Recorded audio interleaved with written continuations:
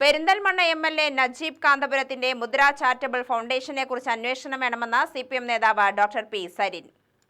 National NGO കോൺഫെഡറേഷനിലേക്ക് ആളെ കൂട്ടാൻ നജീബ് നേരിട്ട് പ്രവർത്തിച്ചുവെന്നും പാണക്കാട് തങ്ങളുടെ പേര് തട്ടിപ്പിന് ദുരുപയോഗം ചെയ്തുവെന്നും പാലക്കാട് ഉപതെരഞ്ഞെടുപ്പിൽ LDF സ്വതന്ത്രനായി മത്സരിച്ച പി സരിൻ പാലക്കാട് മാധ്യമങ്ങളോട് പറഞ്ഞു.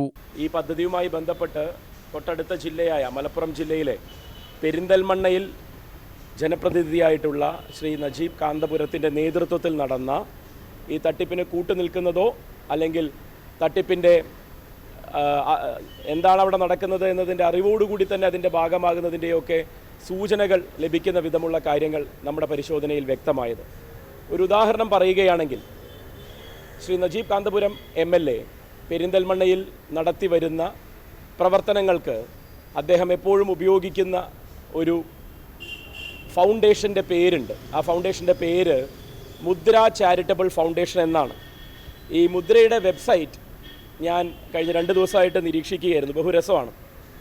അവർ സ്റ്റോറി എന്ന് പറഞ്ഞിട്ട് അതിൽ കാര്യങ്ങൾ വ്യക്തമാക്കുന്നതിന് വേണ്ടി അവർ എന്നുള്ള വാക്ക് ഉപയോഗിക്കുന്നുണ്ട്. പക്ഷേ ഞങ്ങൾ ആരാണ് എന്ന് വെളിപ്പെടുത്താൻ ബാധ്യസ്ഥനായ MLA മുദ്ര ചാരിറ്റബിൾ ഫൗണ്ടേഷനിൽ ആരൊക്കെയാണ് അംഗങ്ങൾ എന്ന് വെളിപ്പെടുത്താൻ ബാധ്യസ്ഥനായ MLA അദ്ദേഹത്തിൻ്റെ ട്രാൻസ്പെറൻസി പോളിസി പ്രകാരം വെബ്സൈറ്റിൽ ലീഗൽ എന്ന് പറഞ്ഞ് 4 ഭാഗങ്ങൾ കൂടി അദ്ദേഹം ഉൾപ്പെടുത്തിയിട്ടുണ്ട്.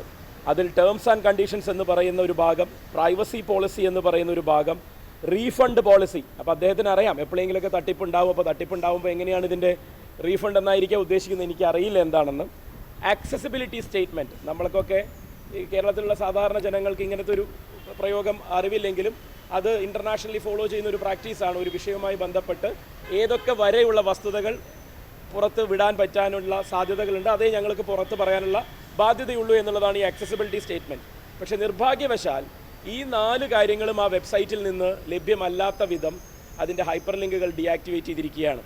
അതായത് മുദ്ര ചാരിറ്റബിൾ ഫൗണ്ടേഷൻ ഈ തട്ടിപ്പിന് നാഷണൽ NGO കോൺഫെഡറേഷൻസ് എന്ന് പറയുന്ന സംഘടനയുമായി ബന്ധപ്പെട്ട് നേരിട്ട് പെരിന്തൽമണ്ണയിൽ നേതൃത്വം നൽകിയ MLAയുടെ നേതൃത്വത്തിലുള്ള മുദ്ര ചാരിറ്റബിൾ ഫൗണ്ടേഷൻ എന്ന് പറയുന്നത് ആരാണ് എന്ന് പൊതുജനത്തിൻ്റെ മുന്നിൽ ഇതുവരെയും വെളിവാക്കാൻ MLA തയ്യാറായിട്ടില്ല.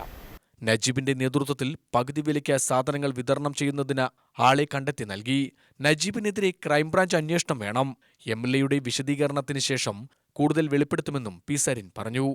അദ്ദേഹത്തിൻ്റെ നേതൃത്വത്തിലുള്ള ഈ ഫൗണ്ടേഷനാണ് ഗുണഭോക്താക്കളെ തിരഞ്ഞെടുത്ത് നാഷണൽ NGO കോൺഫെഡറേഷൻസ് എന്ന് പറയുന്ന തട്ടിപ്പ് സംഘടനയ്ക്ക് കൈമാറിയത് എന്നുള്ളതാണ് ഇദ്ദേഹത്തിൻ്റെ പങ്ക് നേരിട്ട് ഈ തട്ടിപ്പിലുണ്ട് എന്ന് പറയുന്നതിനുള്ള ഏറ്റവും പ്രധാനപ്പെട്ട കാരണം. 5 8 സ്കൂട്ടറുകൾ പെരിന്തൽമണ്ണയിൽ ലഭ്യമാക്കി എന്നാണ് നമ്മൾ മനസ്സിലാക്കുന്നത്. 300ഓളം സ്കൂട്ടറുകൾക്കുള്ള ഗുണഭോക്താക്കളിൽ നിന്ന് 60,000-ൽ കുറയാത്ത രൂപ കൈപ്പറ്റിയിട്ടുണ്ട് എന്നും ഇത്തരത്തിലുള്ള പിരിച്ചെടുത്ത കോടിക്കണക്കിന് രൂപയാണ് ഇദ്ദേഹം കോൺഫെഡറേഷൻസിന് കൈമാറിയിട്ടുണ്ടോ ഇല്ലേ എന്നുള്ളതൊന്നും നമുക്കറിയില്ല. അതെല്ലാം ക്രൈംബ്രാഞ്ചിൻ്റെ അന്വേഷണ പരിധിയിൽ വരണം എന്നുള്ളതാണ് വളരെ കൃത്യമായി ഇവിടെ ഉന്നയിക്കാനുള്ളത്. UTV news, Palakkad.